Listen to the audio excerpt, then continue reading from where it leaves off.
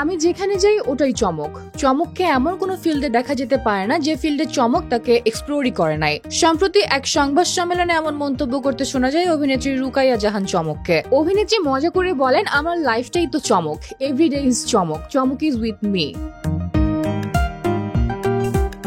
ছোট পর্দার এই জনপ্রিয় অভিনেত্রী জানান, আগে তিনি মনে করতেন কয়েকটি অসাধারণ নাটক, সিনেমা বা ওটিটিতে কাজ করলে সেটা হবে বড় অর্জন, কিন্তু এখন তার কাছে অর্জনের সংজ্ঞা পাল্টে গেছে। চমক বলেন, আমার কাছে মনে হয় আমি দুটো বড় কাজ করলে ওইগুলো আর্টিস্ট হিসেবে আমাকে অনেক বড় জায়গায় নিয়ে যাচ্ছে, কিন্তু আমি সোসাইটিকে কি মেসেজ দিচ্ছি বা মানুষের কি উপকার হচ্ছে।